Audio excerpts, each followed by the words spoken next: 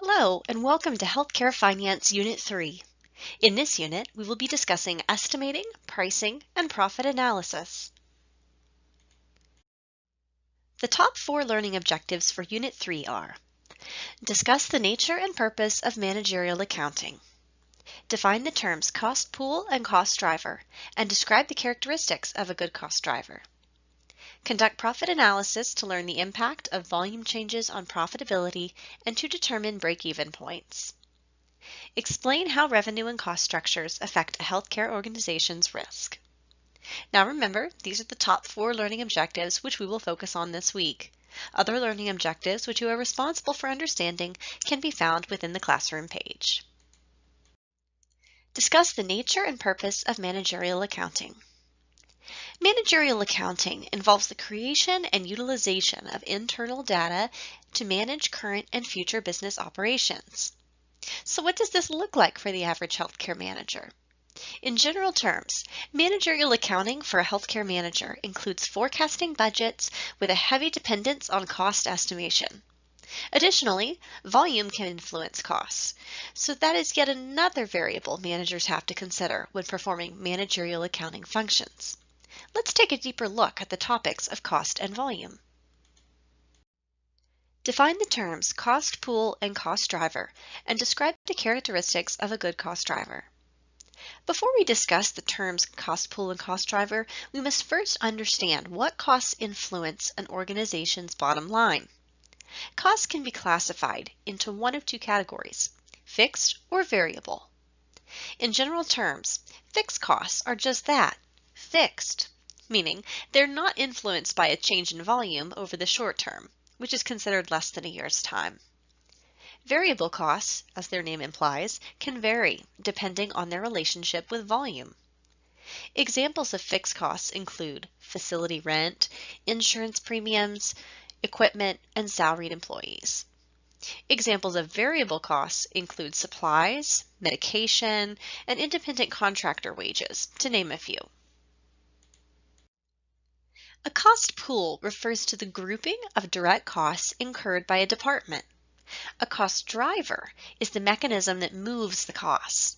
For example, a clinic you manage employs 5 registered nurses. The physicians like having all 5 in the clinic at all times because it balances the work and allows everyone to take frequent breaks. Your cost pool for this scenario is the hourly wage paid to the RNs. The cost driver is the number of hours worked per week. Your clinic is typically booked about 2 weeks out, and you do not accept same-week appointments. Because of this, you know you can forecast staffing needs.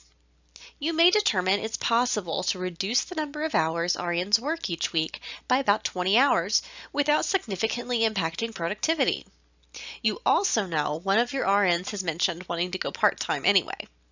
In this case, using number of hours worked is a good cost driver, because it fairly represents all parties involved, that being physicians, RNs, patients, and financial responsibility of the practice, while it also is encouraging cost savings and reducing expenses. Conduct profit analysis to learn the impact of volume changes on profitability and to determine break-even points. Perhaps one of the most valuable lessons students can learn from any finance course is the understanding of break-even analysis. This concept is applicable in many aspects of business and life, even outside of healthcare. For the purposes of this presentation, we will address the topic of economic break-even, the coverage of all accounting costs, as well as the profit target. We will be using some basic algebra here, but don't worry, we're not going to get too deep into complex equations. This really does make sense if you approach it from the standpoint of a real-world scenario. So let's look at an example involving a procedure placing a Nexplanon contraceptive implant. What would a practice need to charge, and how many procedures must be performed to cover all costs and to make a profit off this procedure? Let's assume the cost of one Nexplanon is $800. $20 of that is going to go back to the physician for placement fee. And you want to bill for this service at $950. Your fixed costs will include an annual Nexplanon required training fee for the physician, and that's going to cost $100. So step 1, we need to determine the contribution margin. To do this, we're going to take the $950, which is how much we're going to bill for the service, and then we're going to subtract $800, which is, of course, the cost of our Nexplanon. That gives us a contribution margin of $150.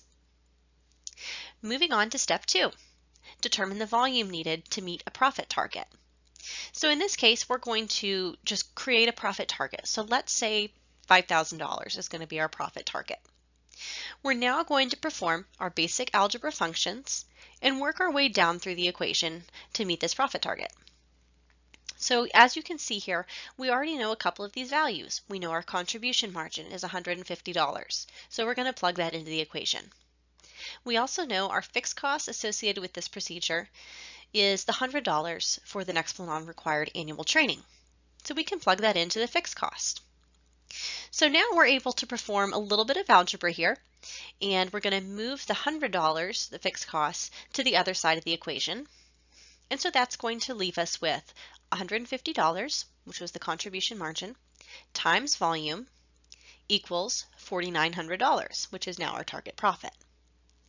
So again, performing some more algebra, we're rearranging this equation so that volume equals $4,900 divided by $150.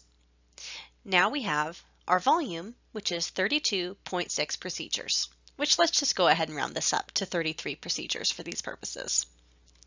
In conclusion, this calculation shows us that if the practice charges $950 for the service with the goal of making a $5,000 profit, they would need to perform 33 procedures before reaching profitability.